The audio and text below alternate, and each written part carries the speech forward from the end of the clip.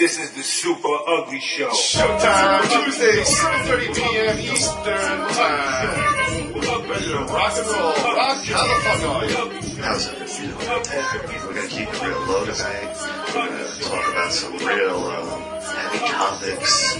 We just want to take you guys for a ride through our minds, you know? We just want to show you what it's like to live in our shoes. Yeah.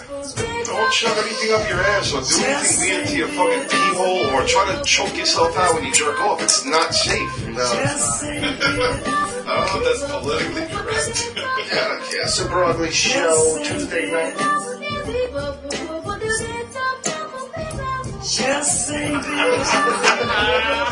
Call in too, fuck faces, if you wanna. The number's there.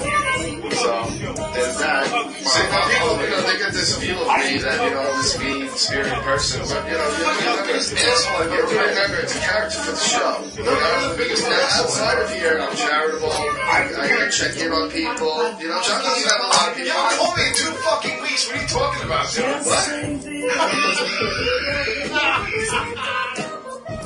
Just say this.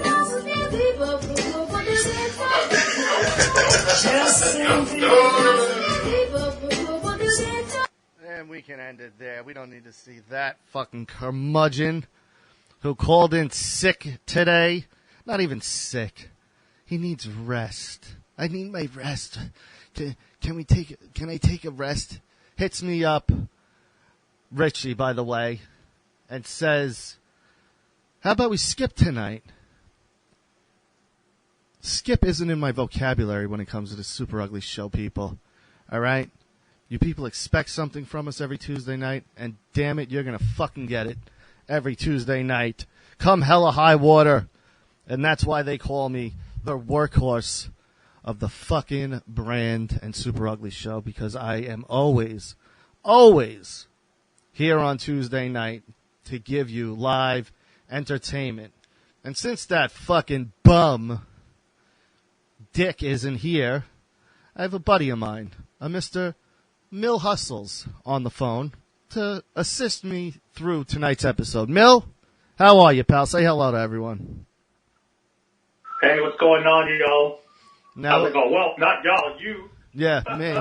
Well, y'all to the people, out there watching or listening or however they get their Super Ugly Show, which if you're listening to us on Spotify, you can get us live every Tuesday night over on YouTube, Super Ugly Show.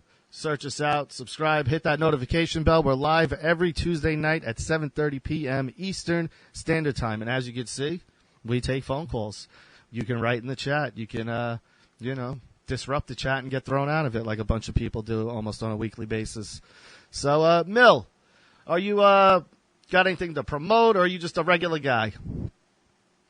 I'm just a regular guy right now, man. A regular guy who enjoys podcasts. What are some of the other podcasts you listen besides this one, of course?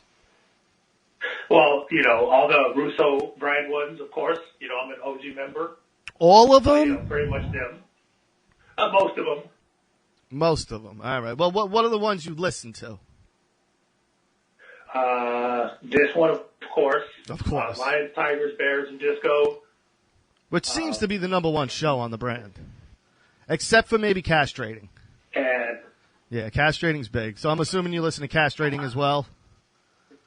Oh, yeah. Yeah. What about... I've contributed to them a few times. What's that? I've contributed to them a few times. Oh, they've read your stuff? Yeah, I know that the fans get to send stuff in. And you know what it was? I lost my password and login to, the Realm stuff. So, and I hate asking, you know what I mean? Because I don't pay for it. They just hook me up with a free account. And I hate asking. So for almost like a year now, I haven't been able to listen to anything on the very platform that I'm on.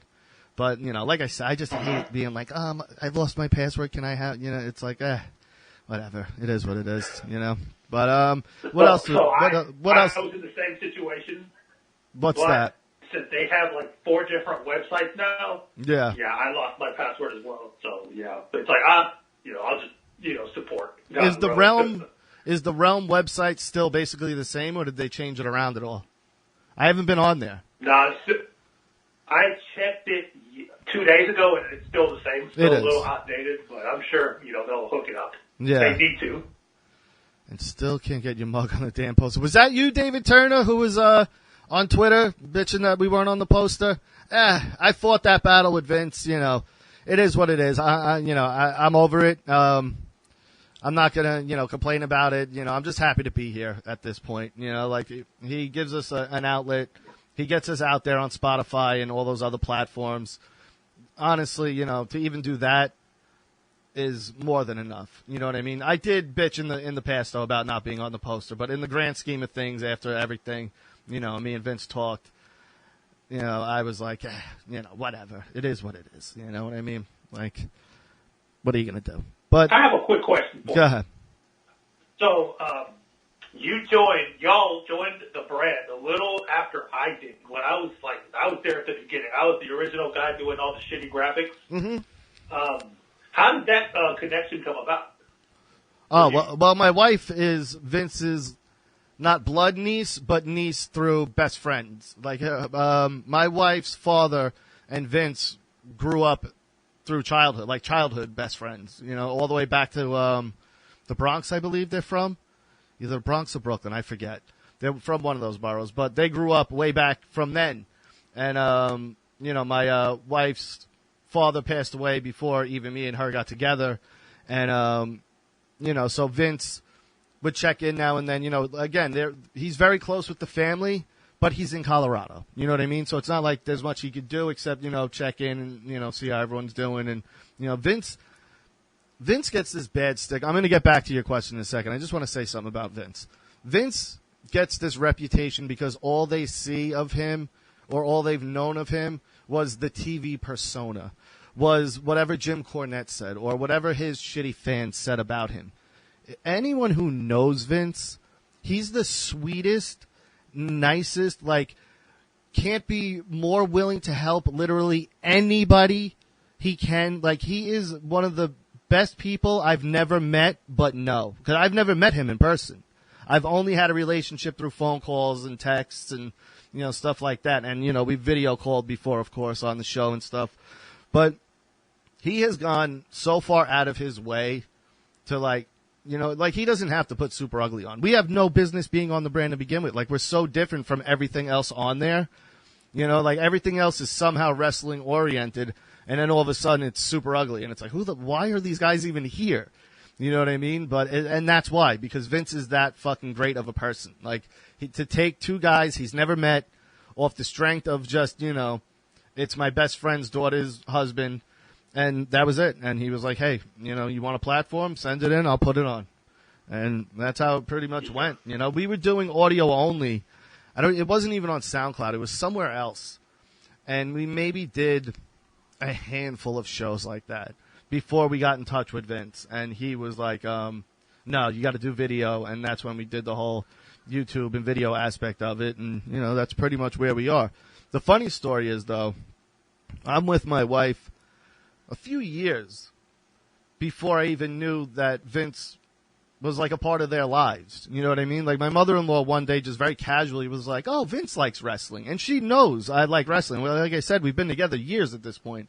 So my mother-in-law knew I liked wrestling and never brought it up. Like, never once brought it up. And I forget why it came up, but she just very casually was like, oh, Jeff's friend, Vince, he used to do that wrestling stuff. And I look at her and I'm like, Vince who? Because I think she mentioned that he worked for WWE. Like, there was something that made me say Vince who. And she goes, oh, Vince Russo. And I go, Ma, all this time, I'm a wrestler, and you never thought to mention that your husband, your husband's best friend is fucking Vince Russo? She's like, yeah, it never dawned on me, and it was just one of those funny moments. But yeah, and then ever since then, Jess reached out to him through email, and he responded, and again, couldn't have been, nicer. And him and Jess, I don't think really ever spoke other than probably like passing or like, hey, Uncle Vince, because by the time,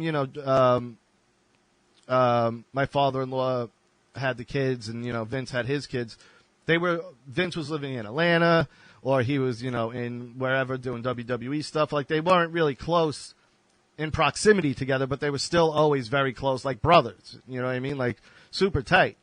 So, she reached out to him. and told her the situation about Super Ugly and everything, and immediately he was like, yeah, no problem. Like, one email just sent, and his response back was, yeah, anything I can do to help, glad to do it. And then I started talking to him after that, and the rest is history. You know, I made a great new friend, and, you know, he's one of the, like I said, he's one of the best people you could know. Like, anyone who knows him, honestly, is lucky to know that man, because he's so kind-hearted. He's so just a good person. You know what I mean? Like, in the wrestling business, people who shit on him, the wrestlers, typically their mid-carders are people who couldn't get over. And, you know, the ones who do talk good about him are the biggest legends in the industry, for the most part, you know? And then, you know, the wrestling industry is a snake-filled industry. So he's not that type of person. He's not the type of person to do it behind your back. He's the type of person to tell you how he feels to your face. And a lot of New Yorkers are that way. Most of the rest of the country is not. They're not used to that type of and it's not even confrontation for us, but for the rest of the country, it seems like confrontation, where you're like, this is how I feel, and yeah, I'm going to say it to your face. Because most people aren't used to being spoken to that way. Most people are used to either A, being lied to, or B, just walking around aimlessly, not knowing the difference between night and day. So, you know, when you have someone like Vince telling you, no, you suck, and here's why, most of those egotistical wrestlers don't want to hear it. They know better. You know what I mean? Like, no one can tell them, you know, what they should be doing. And it's like, dummy, look what he did. You know what I mean? Like, clearly he knows what he's talking about. Has he made mistakes in the business? Of course. Everyone has. Vince McMahon has. But he did a lot of good, more good than the bad, which people seem to just, you know, negate that fact. But the enemies and the shit talkers, all the people who he couldn't help. And trust me, if I know the situation, he probably tried his damnedest to help them and get them somewhere. But it's on you to then, you know, do something with it. He can't fucking do everything. He can't, you know, create magic. No one can. So, you know, but like with The Rock and Mankind, he kind of pointed them in direction. You know, that's stupid. Not stupid. It was the highest rated segment ever. This Is Your Life. That was a Russo idea. That was all Vince. You know what I mean? So you look at stuff like that and you go, he knows what he's doing. And not everything was tits and ass. And not everything was Jerry Springer-like. You know, a lot of it was really great fucking storytelling. Some of the best, if not the best, in wrestling history. But people don't want to give him the credit for that. They'll always, you know, come up with an excuse or say, oh, but he had Vince to, you know, throw shit at the wall with, or, you know, to screen whatever Russo wanted to do, or, you know. And to that I say, really? Filter. And to that I say, really? Then where the fuck has that Vince McMahon been for the past 20 years? Because we haven't seen that Vince McMahon ever again. We saw him when Russo was there, which not to also, don't forget, was Vince McMahon's highest point of his career. Because he was on TV also as the bad boss, as this villain. You know, so you look at all that and you go, dude, you discredit everything the man's done, but by doing that, you're just telling me you're an idiot. You're an absolute fucking idiot and a mark, really, because it's only the marks who do that shit. Anybody else understands what he did for the business, understands the contributions he made during the greatest era, a lot of people say at least, in the wrestling business ever. Like, there wasn't a higher point where you had 8-year-olds wanting to watch, but maybe their parents didn't let them, and college students and high school students watching wrestling. Everybody, though. Not just the wrestling fans. Everybody was coming in and saying, dude, did you watch Monday Night Raw last night? Did you watch Nitro? It was a phenomenon.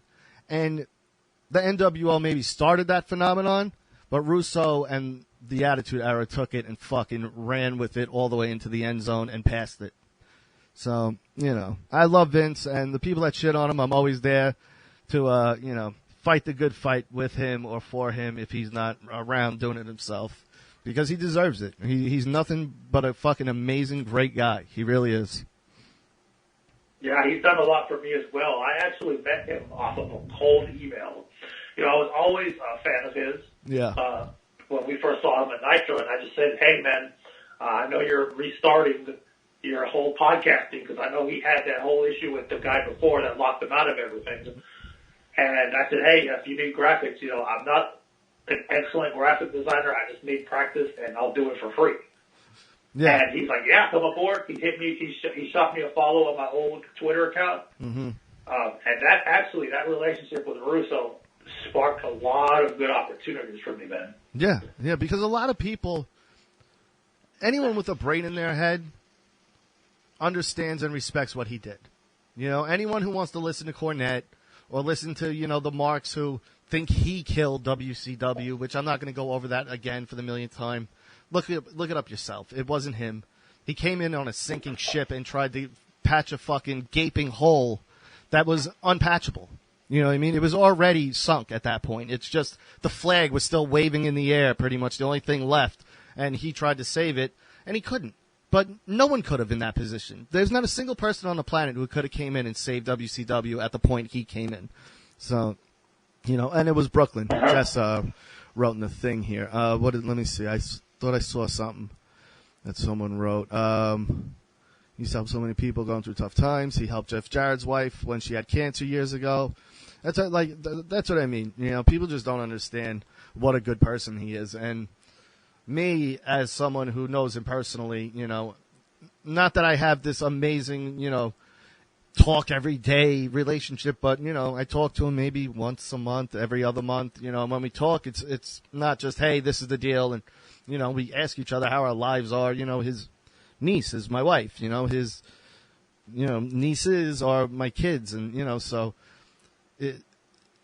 it's really been like a treat also, because to meet someone on the inside as a fan, from being a fan when I was fucking 4 years old, to meet someone on the inside and be able to hear all that insider shit and get those questions answered that I've always had in my head. Like, I got to ask him about the Goldberg spear, which, he took one of the best spears ever. They fucking knocked him unconscious, but, he took it. But I always wondered, what does that feel like, and he fucking hated it. He said it was the worst thing he ever felt. So, but, God bless Vince. I love him. And everyone, if you're not a part of the brand, go join russosbrand.com. It's only $4 a month. Tell him Super Ugly sent you.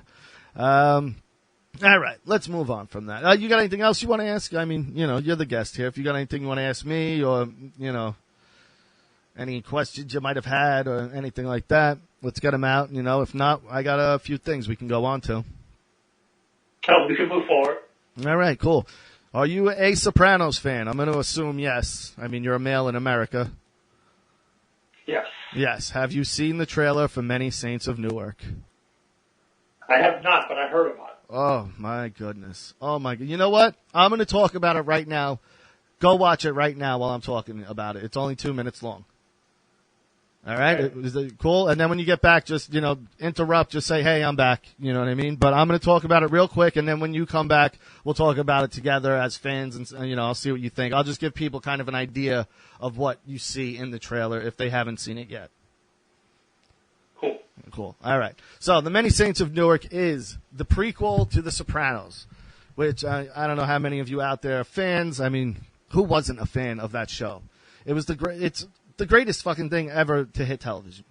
I mean, I rack my brain sometimes, and there's like comedy shows like Seinfeld or It's Always Sunny, but it's different. Like, the comedy shows are different. They're all great. I love them. But The Sopranos, as far as television goes, is the bar. Like, that's the peak. No one surpassed it yet, and all you Breaking Bad people and The Wire and whoever else wants to bring up Game of Thrones, fuck off. All right? Breaking Bad was great. The Wire was great. Then not The Sopranos.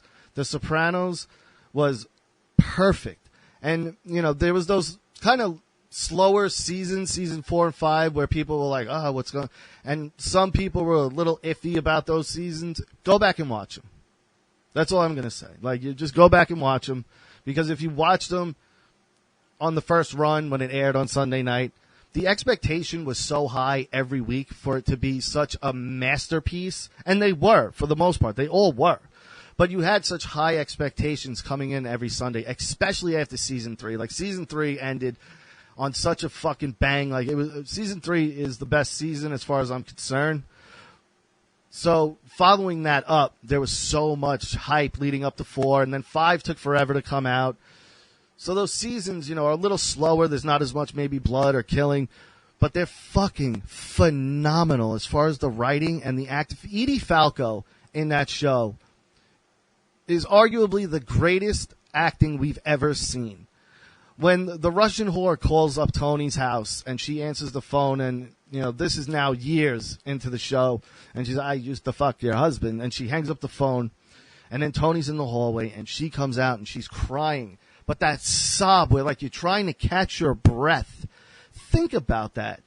That wasn't a real situation. She had to turn that on, and you watch that fucking scene, and you believe it's real.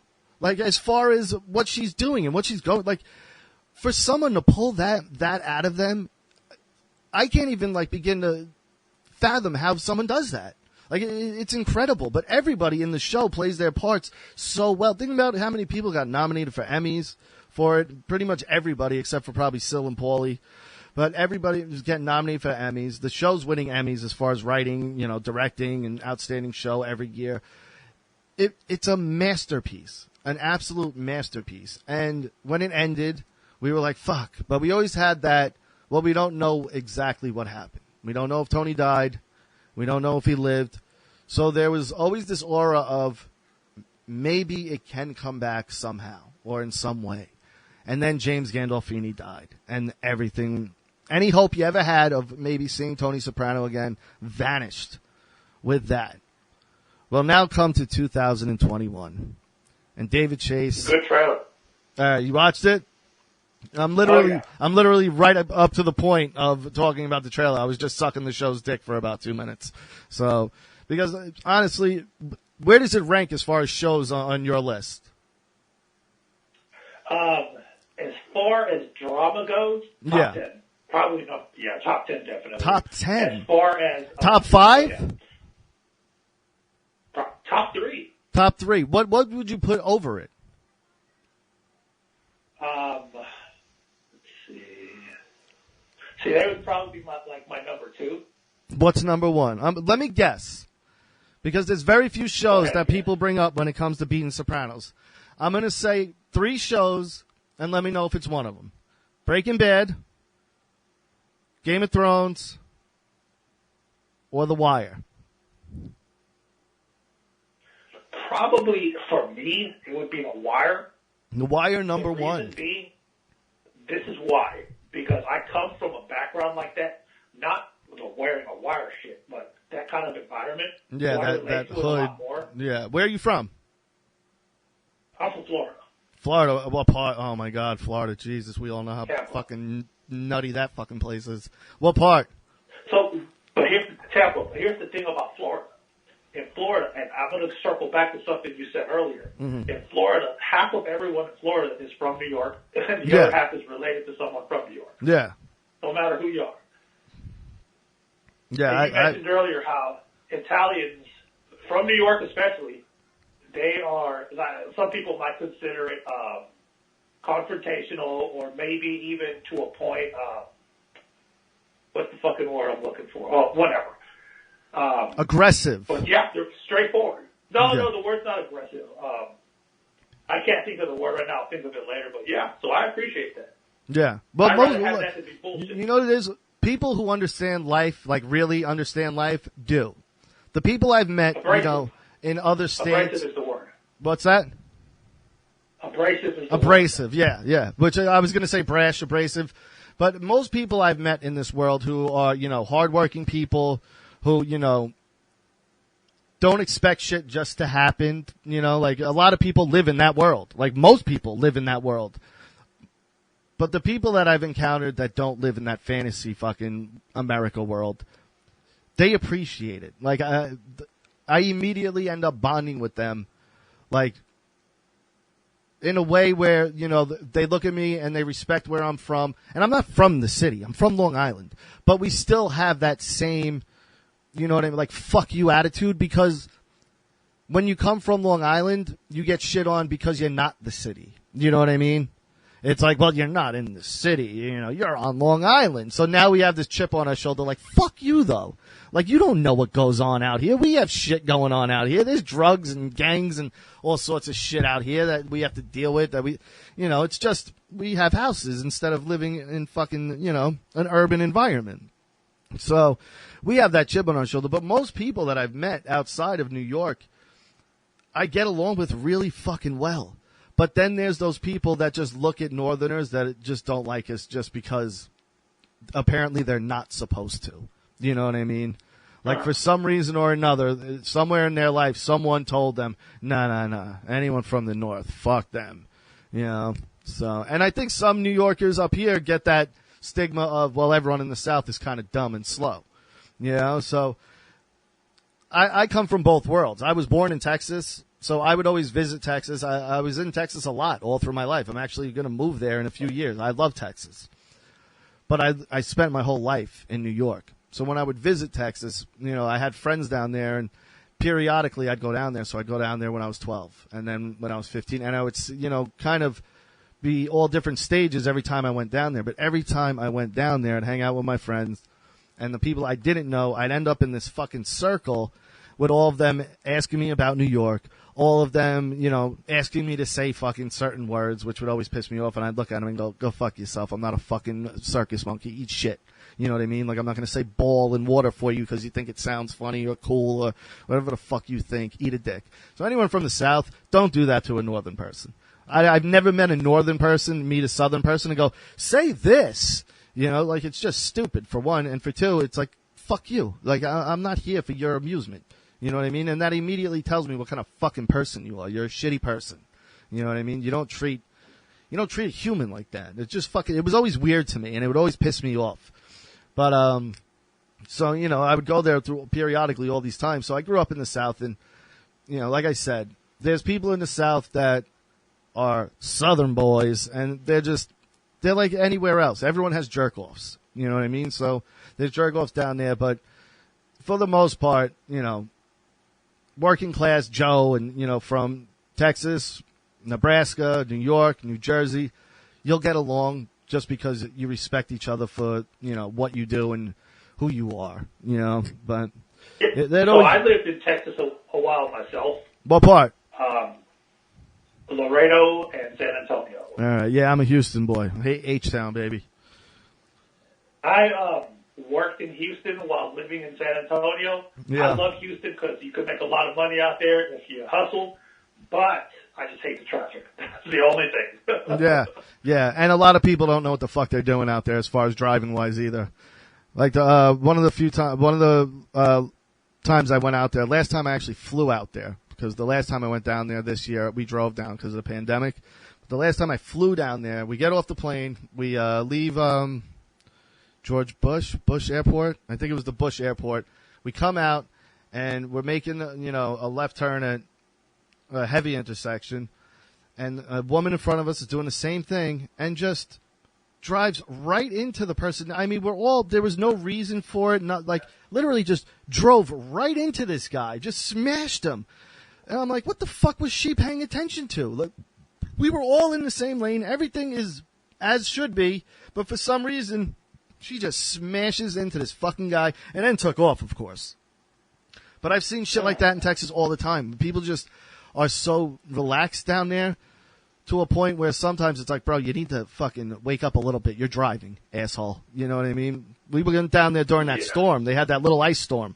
Now, for me, I'm in a 4Runner. I'm from New York. I'm like, I'll fucking drive in this blindfolded. You know what I'm saying? Like, it was nothing. It was a light dusting where, you know, a broom could have swept away any snow that was near you. So everybody, though, on the road is driving like they're on a fucking ice skating rink. So now I'm sitting there, and because everybody's being too overcautious, you know what I mean? It's fucking up my driving because I'm used to driving in this, and I'm like, dude, just fucking drive. Like, you're not going to die. This is fine. You know, but they don't know any better. They never dealt with anything like that. But it fucking drove me fucking crazy. Absolutely fucking crazy. Because, you know, as a New Yorker, again, you deal with weather. You know, it's nothing. And when everyone was in a panic down there, me, my wife, and even my kids were all laughing like, what the fuck is wrong with you people? Like, I send my family down there pictures of snow from up here, and it's, up to my mailbox. It's 3 feet, 4 feet high. So, they know what I deal with, and they're all looking at me like, we understand, We are kind of silly, So, but, no, I love Texas. My son was born there. But I lived in Texas and Mexico. At that time, I love Mexico. That's where I would like to retire, honestly. And I'm Puerto Rican. Yeah, no, Mexico's beautiful. My uncle's actually down there right now. He used to live in Vegas, and he got a place, I forget where, but it's more on the east coast of Mexico. Like, it's, like a very tropical, beautiful, nice place. My uncle's, it's pretty well to do. You know what I mean? So I lived in the hood. Yeah. But back to the Many Saints. Wow, we really drifted from there. The Many Saints of Newark trailer. It came out today. It's the prequel to The Sopranos. It's set in the 60s, I believe. It looks like the 60s, right? It's supposed about to that time, yeah, late 60s. It's supposed to be, I think, somewhat near the Newark riots. So, look that up. The only thing that bothers me is the timeline as far as Tony's age. Like, if you think about it and you really break it down, it doesn't work out, but fuck it. It's Sopranos. I don't give a shit. Like, I'm not going to let anything stupid like that bother me, and it shouldn't bother anyone else. Like, fuck off. Rocky came back and his kid was 8 years older. All right? We could look past it. But what do you think of Ray Liotta being in it? Well, I just read yesterday. I heard this fact before, but I forgot, and then I was retelling it to somebody, so I had to look it up to remember who it was. But he was actually first choice to be Tony Soprano for The Sopranos. Yeah, which would have been awful. Like, he couldn't have done that. Like he has a cold look to him, where Tony has a warm look, like a guy that, if you're a girl, you can just, like, the way Metal would just squeeze into him, like he had an endearing look to him. Even though he was the most evil, ruthless motherfucker, he still had that endearing, like, soft, nurturing type of look to him. You know what I mean? And Ray Liotta just doesn't have that. I like that he's in it. I love Ray Liotta. He's kind of plays the same role and everything, but he's very good at that fucking role. So, I'm excited. Yeah. But it also seems like it's more of a smaller role. It doesn't seem like he's one of the main guys, because the story is about Tony as a mid to late teenager, I would say, and Dickie Moltisanti, which, if you're a fan of Sopranos, we've only heard basically peeps of the legend of Dickie Moltisanti, which was Christopher's father. And whenever he was spoken about in the show, it was always to the highest regards. Like, everybody, no matter who it was, if Dickie Moltisanti's name came up, everybody said how, like, he should have been the guy, but he was killed and, whatever happened. But he should have been, like, the head mob boss. He was the perfect guy for it. Everybody respected, liked him. So it's going to be really interesting now to see that side of it. And it seems that the story mainly is him and Tony. Now, Tony is played by Michael Gandolfini, which is James's oldest son. I believe he's his oldest. And you look at this kid, he's the spitting fucking image of his father. The spitting image. Like the way the moons lined up in perfection for this to happen, you know what I mean? Like, it's amazing. Because he dies, James Gandolfini, Sopranos is dead, you know what I mean? So whoever, I guess David Chase or, whoever, wrote this treatment and was like, hey, we'll do a prequel thing. And then the kid, by the time they start filming, is old enough to do it. And is an actor. And is great. He was in that other show, that show with the hookers in New York City, Times Square. It was on HBO. With the James Franco's in it. I can't remember the name of it, but he was in that, and he was really good in it too. But in this, in the very beginning, he's in a phone booth with a girl, and some guy walks by and calls him a jerk off. And when he's with the girl, he's smiling, and he's, hey, I'm young and in love with a chick, or, whatever, I might go get laid, whatever the case may be. He's with a chick, so he's happy. And this guy calls him a jerk off. And the way his face changes is Tony Soprano to a fucking T. Because he goes from this happy-go-lucky kid to this face of, what the fuck did you just... I'm going to fucking kill you, motherfucker. And, you fucked up by the face this kid makes. And I saw that, and it's the beginning of the trailer. And that's all if they just showed me that, I would have been like, either way, I'm all in. But that would have made me feel really good about what's about to happen with this movie.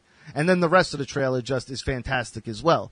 But that scene alone, because the whole time I'm going, his kid's playing it. You know what I mean? Like, was it casted just because he's his kid? You know, can he do it? And when I saw that, I was like, fuck yeah, this kid can do it. And not only can he do it, he fucking, from what I can tell, is going to kill it. Like, he's going to murder this fucking role. It's going to be amazing. The trailer blew my fucking mind. I was joking online. I'm like, I think I just came in my pants. But it looks that fucking good. And it's one of these HBO Max movies. It's going right to HBO Max. Do you think that they'll be able to tell the whole pre-story in a movie? Because I think that this is going to lead to a spin-off show. Well, that's what I was saying, Jess. Soprano Mania, that's every other day I hear Soprano this, Soprano that, one way or another. If any of y'all watch Black TV, when they interview like real-life mobsters, they always bring up the Sopranos one way or another. Yeah, because you know what it was? Like, when we watched mob movies prior to The Sopranos, it was only about the mobsters and mob shit. The Sopranos made it real. The Sopranos made it, you know, it made it a thing where, yeah, the mob, watching it, you're like, hey, this looks great. But then the killing happens and you're like, oh, not so great. But the fun parts, you're like, oh, the gambling, you know, the women, the drinking, you know, all that stuff looks great. The Sopranos, though, not only had that, but then it also reminded you that these guys go home at night. These guys have children. They have aunts, uncles, wives, you know, brothers, sisters. And we never saw that part. In The Godfather we did, but the family was all about organized crime. So it's still, we didn't see a real family dynamic. You know what I mean? Everybody was involved in the mafia other than Michael. But, you know, we all know where that went to, or at least you should know. And if you don't, go watch the fucking Godfather. But we never saw, like, you know, at the dinner table, just a normal dinner. Well, again, we did in The Godfather. Let's remove The Godfather because whatever. But you get what I'm saying? We never saw, you know, just a normal kid, you know, his son plays video games and it annoys him. Or his daughter, you know, hates his guts but still needs money. So, you know, the only time she talks to him is when she needs money. Like, all that shit, all those little nuances of the family aspect of it, of his relationship with Carmela. Like, that part, at first, like, before I was married, before I had kids, I would watch those parts and go, like, fuck this part. Like, move past this part. You know what I mean? Like, I don't care. Fucking divorce her. You know, I wasn't married at the time. But watching it as a married man now, with children, and, like, they're young love. Like, they were high school sweethearts. So they really genuinely love each other. They don't want to break up. You know what I mean? Tony's a piece of shit, though. But she signed up for that. She understood what she was getting into, you know? So now watching that relationship, I appreciate it on such a higher level. Like, that part of the show is such an integral and important part of that fucking dynamic for that show to work. Because when they were divorced, that whole part of the show, it flipped everything. Because you were used to Tony coming home and Carmela just eating shit, being pissed about it, but then he would go buy her a bracelet or go buy her a car, and she would shut her mouth and be like, all right. But then finally he was like, no, I'm leaving, get the fuck out of the house. And then everything transpired the way it did, but they didn't end up getting divorced. But still, the thought of it, you know, was really like, wow, like, this is fucking crazy. And then one of the funniest moments in that show that always stuck out to me, and I was watching it with a group of people, was when Tony came back in the house. And it's him, AJ, and Carmela at the dinner table. And all of a sudden, AJ looks up and he goes, this is fucking weird. And when I was watching the show with all the people we were watching it, right before AJ said that, we were watching it and it was very silent. And I go, this is really fucking weird. And 2 seconds later, AJ said it, and it was just really a fucking funny moment. But it's the little moments like that that make it so real. You know what I mean? Because you're kind of thinking the same way they are as far as certain situations or, you know, how you would handle things or whatever. And that's what made it so fucking good. It was so grounded in reality. It was so just, you know, I kind of know these people. And growing up in an Italian family, a lot of those people on screen, my uncles or, you know, friends of the family or whoever, I knew a lot of those types of people. You know, maybe not mobbed up. I don't know. I was young at the time. They could have been.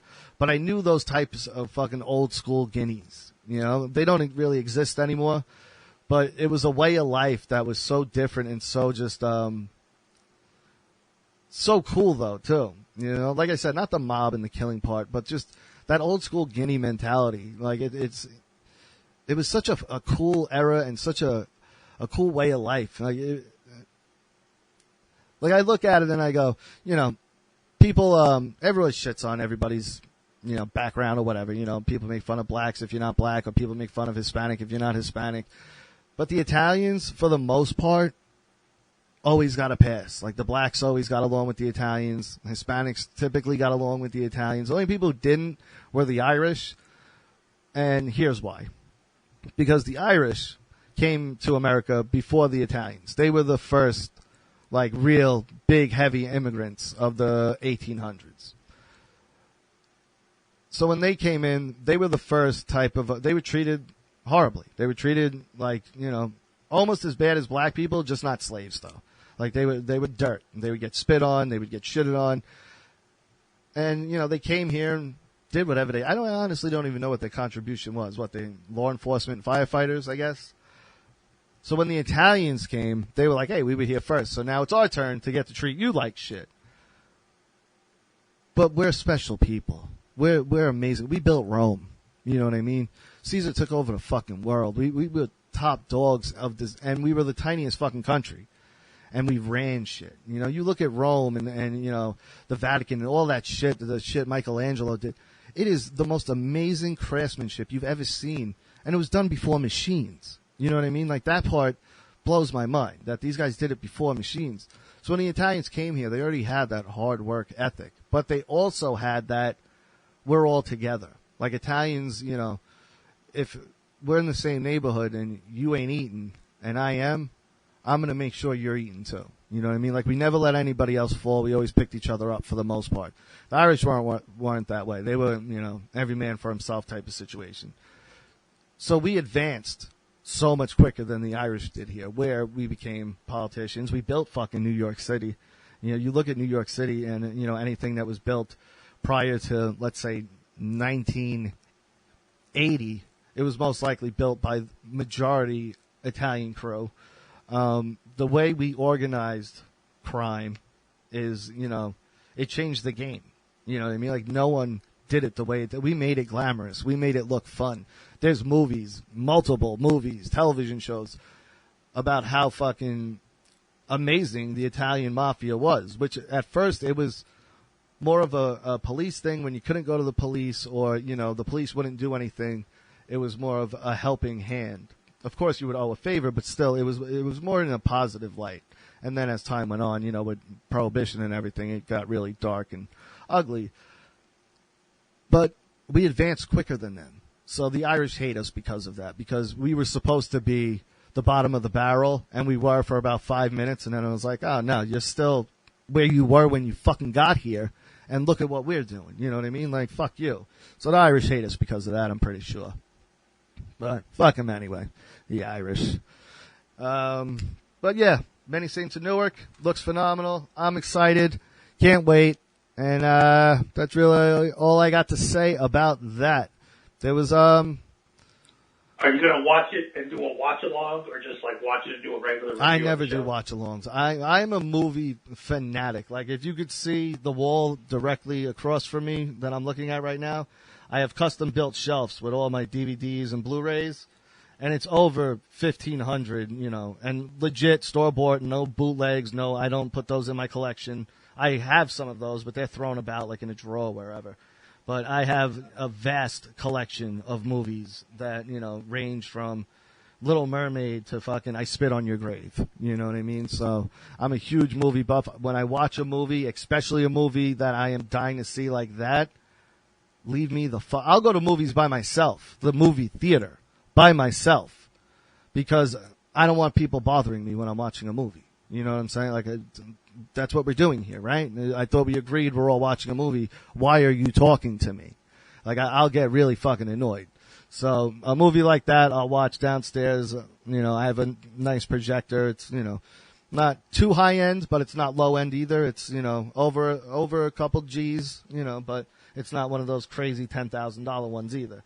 But so I'll come down here. I'll watch it down here. Jess will watch it with me because she's a diehard Sopranos fan like I am, and we'll block everything out in the world and just set up down here and enjoy it for ourselves. So that's how I am with movies. But yeah, well, you like those watch along things? I don't like. Then I'm not paying attention to the movie. I'm paying attention to what people are saying. Like I can't do all that. Maybe after I watch it, if someone wanted me to do it, and there was enough interest, I might do it. But, I don't know. I feel like I'd be good at that watch-along thing, though. Because I watch movies, especially, I'll watch movies that I love, and then I've seen it 50 times, so I start breaking it down and picking it apart. I've done it with almost every Rocky movie. They're my favorite movies in the world. But I have now picked them apart and picked apart Rocky himself, that if you heard me talk about them, you would think I don't like these movies. Yeah, I like reaction videos to certain scenes, but then to a watch along. I mean, unless I'm doing it, like I'm there in the room, I don't really watch it myself. And I mean, and you know what it is too. A movie's a long thing. At minimum, it's an hour and a half. A movie like Many Saints of Newark, I'm going to guess that's going to be between 2.5 to 3 hours. Like that's going to be a decently long movie. So, to sit through a watch-along on something like that, like, I wouldn't do it. I wouldn't be interested in doing something like that. So I don't know why anyone else would be. But like I said, if there was enough interest and I had enough people say, hey, do it, and I'll be there to watch, maybe I'd do it. I've never done anything like it before. But, who knows? I would rather do it on something stupid. You know what I mean? Like fucking Over the Top or, Cobra. Like, I'd rather do it on a movie like that where I can really, just beat the shit out of it. When I'm watching Many Saints of Newark, or even like if, say, someone was like, do Pulp Fiction, like, I wouldn't have much to say because they're perfect. You know what I mean? Like, I don't know about Many Saints of Newark, but, other movies, like certain movies, I'd be like, I'm not going to sit here and beat this movie. It's an amazing movie, and you're not in the room with me, so the energy's not the same. And, now if you're shitting on it too, I'm going to look at you and go, well, fuck you. That just told me you don't know what good movies are. I think that if it's received well, which I think it is, but I mean, like, I guess it's a bad comparison, but if it's received in the level that something like Cobra Kai was, where it had like universal acclaim, I get what you're saying. I think there will be a spin-off of it. I don't think you'd need that either way. If David Chase went to HBO and was like, hey, I want to do more Sopranos, they'd be like, yeah, great, just here, money, go do it. Like, I don't even think there'd be a discussion. You know what I mean? Like, who wouldn't want that? The audience is there. Like, the Sopranos audience is rabid. We're diehard, and we watch it multiple. I watched that entire series maybe twice a year, if not definitely once a year since I've been with Jess. We've watched the entire series, episode 1 to whatever the last one is. I think there's 80 something or 90 something episodes, but whatever the last one is in season 6, full through. We do it annually, if not twice a year, like I said, because we love it, and it's so good, and you pick up so many other things watching it. And then there's also like all those little things that someone says something in season 6 that in season 1 now you go, oh shit, wow, okay, you know what I mean? So there's a lot of stuff, it's very rewatchable. Not to mention the funny part of it, because it's not just drama, it's hilarious also. Like, some of the best laughs I've had were from that show. Well, here's another thing that The Sopranos did really well, and it wasn't something they invented, but they made it, great. You notice before, like, especially in certain death scenes, where there's just complete silence. Yeah. And then, and then the episode ends. Yeah. They have, like, the cliffhangers. Yeah, yeah. Well, they did, but also, like, did they, though? Like, now I'm trying to think, like, when Pussy died, there was time after it. When Ralphie died, there was time after. Like, every major death happened, like, maybe 3/4 or halfway through the show. You know what I mean? And then you got to see the aftermath right after. Like, Pussy's... I think that happened a lot in the final season, more than anything. No, but like I said, Pussy's was in season 3. Ralphie... Like, do you remember the... Go ahead. I saw, and I'm going to be honest, I haven't watched the show in a while, because I haven't had the time, but, like, I was watching, those little, you know how they upload them on YouTube and rename them because of copyright and shit? Yeah, yeah. Yeah, I was watching, like, the final episode, And I don't know if it was altered, but that's how it came across to me. No, the final episode, because we don't know what happened to Tony. We never got a definitive answer. You know, people could speculate all they want. I have my own thoughts on the Sopranos ending, which, in my opinion, is the best way to go about the Sopranos ending. The easy way out is, oh, he got killed. You know, and me, I'm like, no, that's not what happened. And sorry for Super Ugly fans who have heard this before, but I'm going to say it again. My interpretation of the ending is we get to the diner, AJ and Carmella come in, you know what I mean? They're building tension with Meadow parking. As all this is happening, Tony is scanning the room, right? He looks at this guy and they focus on one guy. He looks at another guy, they focus on him. And throughout everything that's happening, that's what Tony's doing, right? He's scanning the room. He's got his back to the wall like every normal person. Well, you know, I come from a world where you want to be able to see who's coming in the room. So I would have sat where Tony was also. But throughout this whole time, you're getting antsy because Meadow can't park her fucking car, which was a brilliant fucking thing to do because it's such a dumb thing to do, and it's such a who gives a shit fucking moment in the grand scheme of things. But for some reason, it helped build the tension because you're like, what the fuck is going to happen? They're taking forever for her to park this fucking car, and once she parks it, what's going to fucking, you know what I mean? And like I said, all through that, Tony's watching, looking at people, watching. And that's what they wanted. They wanted you to live in Tony Soprano's shoes for the last 5 minutes of the show. He didn't die, but you got to be Tony because that's how Tony is 24/7 when he's not at home. He's watching, looking, scanning the room. Is this going to be the guy that shoots me? Is this going to be the guy that fucking kills me? And it doesn't happen. You know what I mean? But he has to live in that mindset constantly. And we got to live in that mindset with him. We were right fucking there with him. Because that whole time, we're going, who's going to fucking do it? Who's going to fucking... And it didn't happen. And it didn't... And he lived. And they all had fucking onion rings at the diner. And went on, and that was that. You know what I mean? And for me, you know, even if the guy came out and was like, this is the definitive ending, and he did get killed, I would still like to believe my version. Because it's such a better... ending, as far as I'm concerned, you know, than anything else anyone really can come up with, especially the he got shot thing. Because that, it's like, oh, okay, we expected that.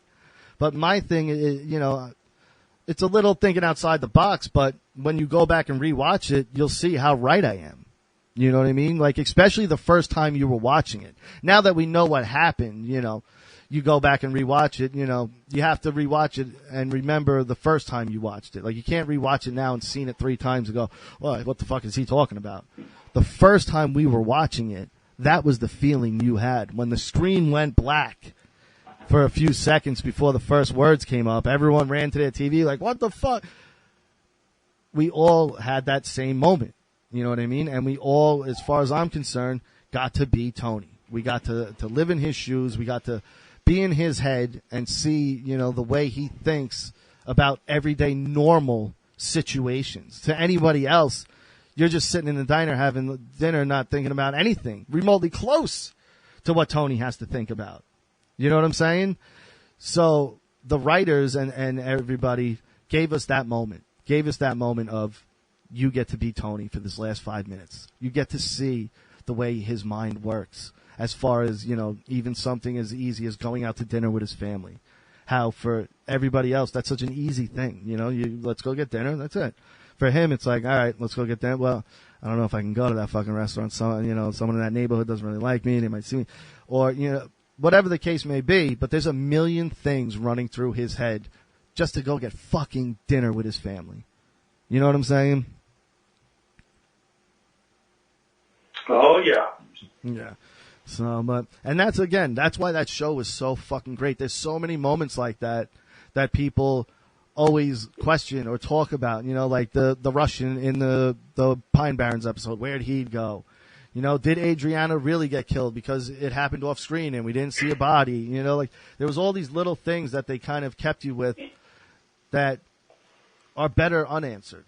You know what I'm saying? Like it just is. So some people like full closure.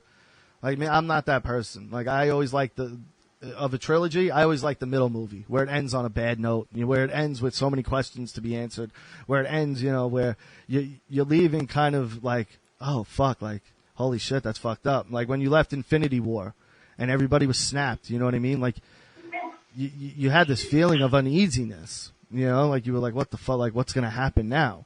And for a Marvel movie, everything's gonna be happy. But when it comes to something like The Sopranos, you don't know that it's going to be a happy ending, and happy endings aren't guaranteed in that world. So that, that's why watching it brings out so much. And it can be exhausting on some episodes because one minute you're laughing harder than you've ever laughed. And the next minute you're crying. And then the next minute you're tense as shit. It's such a roller coaster of emotions watching a Sopranos episode sometimes that you forget even that people had to write this, had to act it, had to edit it, had to score it, and all this work went into it, and we take it for such granted. We take that hour for such granted, and sometimes it annoys me because I'm like, fuck you. Like, you don't understand what you've just witnessed. Like, when people just people that write off The Sopranos, I want to spit in their fucking face. Like, those people make me, my mother was one of those people forever, and then during the pandemic, she finally started watching it because I gave her my HBO Max password. She started, whatever day it was, she finished the series within less than a week. Like, she was like, you were right. And she was like, it's the fucking most amazing thing. She loved every second of it. She couldn't stop. She'd be up at 4 a.m. watching the fucking Sopranos because she had to just keep getting to the next episode. Like, I look at something like that, a 73-year-old woman watching this show, and I go, if she can enjoy it on that level, there's not a person in the world that shouldn't enjoy this fucking show on that same level. Because, whether you're fucking a 12-year-old kid or a 75-year-old woman, everybody can understand that type of dynamic. You know what I mean? Like, you can't understand the mafia, you know what I mean? Unless you've lived it. But you can watching it. You can understand the brotherhood, the loyalty, all that shit, that part of it. And then them throwing in that family part of it, it really just changed everything. Like, look at Breaking Bad wouldn't have happened if it wasn't Sopranos. Like, Breaking Bad was Sopranos except with a meth dealer, if you think about it. Yeah?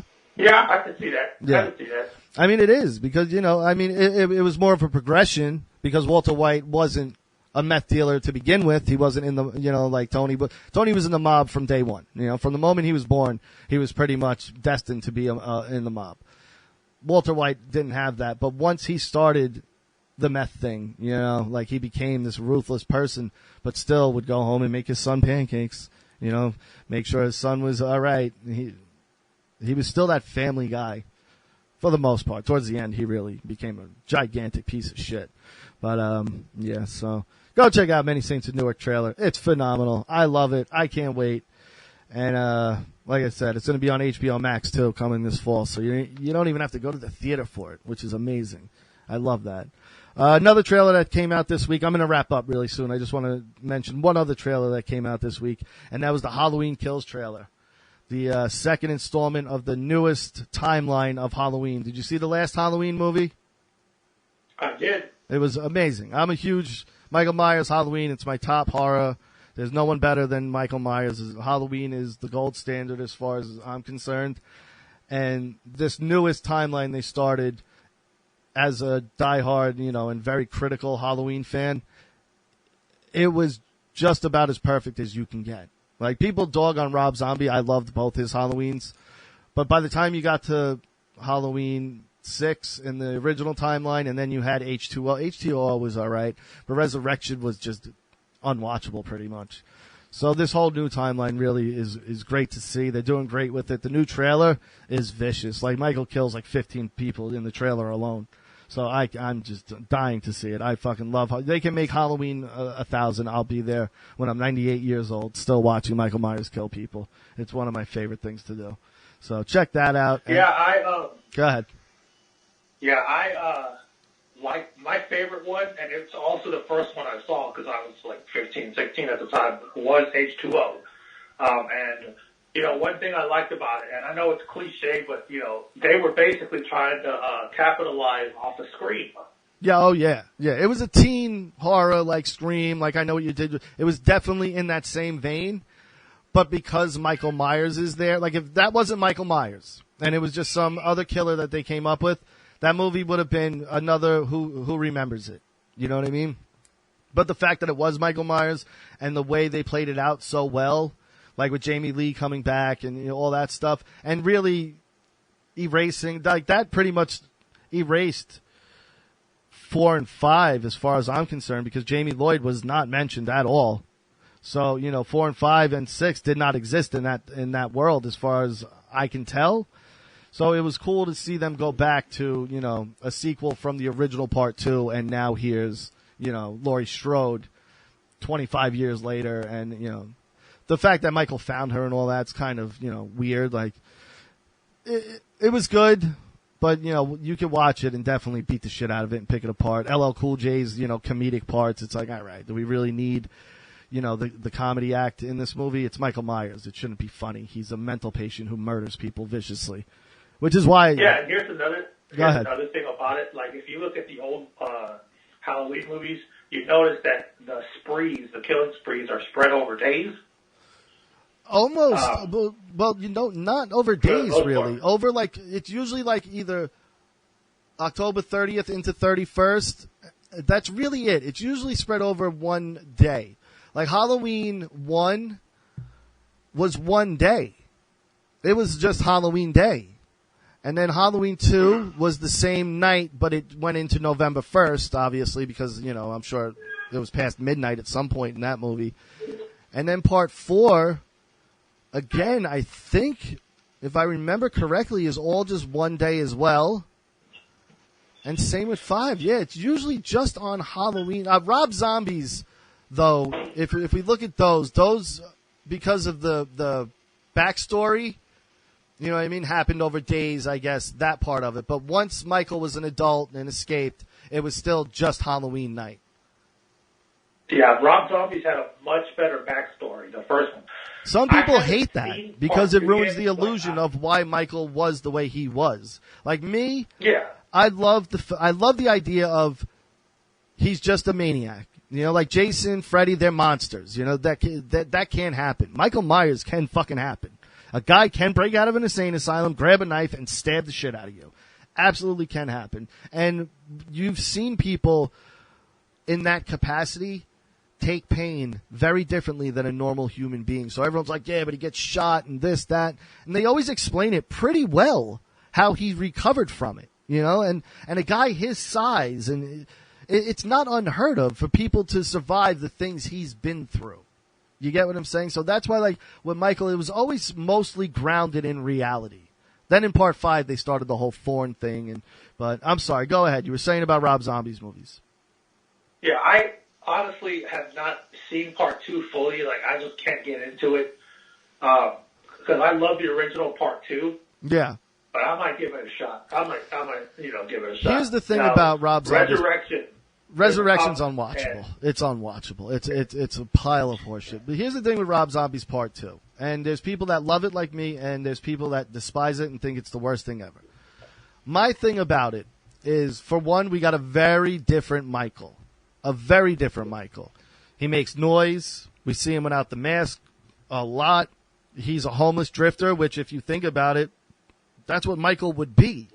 You know, like when he disappears, it's not like he's going home somewhere. It's not like he's got a friend that he could shack out. Like, he's a drifter. And they portrayed him that way. But he was fucking vicious.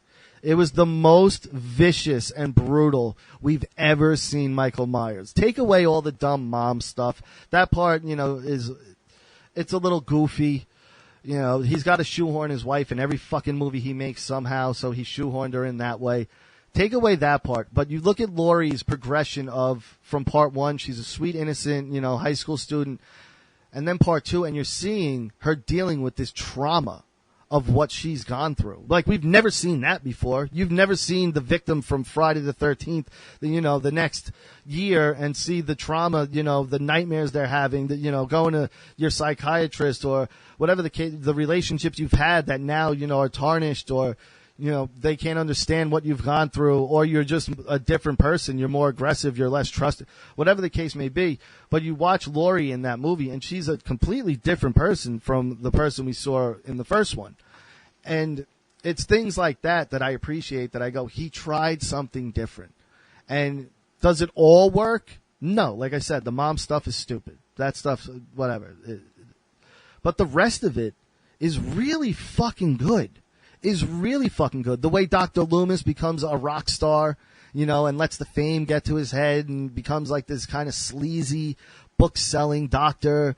Like all those things are more realistic as far as how life turns out in a situation like that than most of the shit you'll see in movies anywhere. And I'm a gorehound, so the fact that Michael, he didn't just kill you, he fucking killed you in that movie. He fucked you up.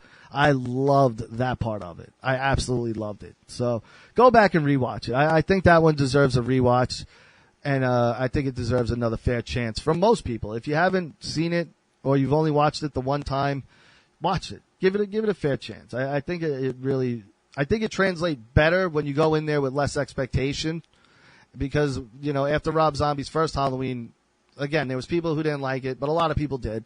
And going into the second one, you were hoping for more of that, and you didn't get that at all. You got something completely different. So, I think that kind of soured people going into it. And like I said, even me, the first time I saw it, I was like, meh. And then I rewatched it, and I was like, there's a lot more going on here than people are giving me credit for. This is a really fucking good movie. So it deserves to be relooked at. And then one last thing. Quentin Tarantino was on Joe Rogan today. I started listening again, didn't get to the whole thing. As anyone knows, if you're a Super Ugly fan, I am a diehard Tarantino fan. Every movie of his there's not a bad movie in the bunch. He was on there, but today was the release of the Once Upon a Time in Hollywood novel that Tarantino wrote. It's the first novel he's ever written. So I just got it today. I maybe am like 10 pages in. I can't really tell you much. But reading it, it's kind of cool to have an image of the character I'm reading about. Like, I don't have to draw it up in my head. I have the voice. I have the look of who the character is. And that's really helping me with this book. Like, I'm not a huge novel reader. I love graphic novels, comic books. I can read those all day. But novels, I start getting bored because I'm thinking too much in my head as I'm reading, and I'm not really grasping what I'm reading. So with this, seeing the movie is really helping me get everything in a book. Like it really is. So I if anyone interested, go check it out. All right, Mill, thank you, brother. You helped abundantly tonight. I would have been up Schitt's Creek, as they say, without a paddle if you didn't call in. So thank you, and that's it. I'm going to end it here. All right. Talk to you later, brother. All right, brother. Talk to you later. Bye. Mill hustles, everybody. Great guy. And that's it for us. Super Ugly. Richie will be back next week. Of course, go to russosbrand.com right now and subscribe. It's only $3.95 a month to get brand new shows every single week from Vince Russo, Stevie Richards, Bin Hameen, Goldilocks, Dirty Dutch Mantel. Who am I forgetting? I'm forgetting so many people. Shane Douglas, the beautiful people. There's new shows every single day, and it's less than $4 a month. So go to russosbrand.com right now and subscribe. opiradio.com. Go to opiradio.com. Go buy some merchandise or check out the podcast. You can check it out there or wherever you get your podcast. Spotify, iTunes. Go to Opie Radio and check them out. And, of course, Statement Games, statementgames.com. If you like to place prop bets on sporting events, you can do it over at Statement Games, and it's absolutely free. You can pay to play, which will probably better your chances to win, but you don't have to. And you can win gift card, cash gift card prizes, memorabilia, tickets, all sorts of shit. Go to statementgames.com and check it out. That's it for us, guys. Thanks for checking us out. We'll see you next Tuesday. Peace.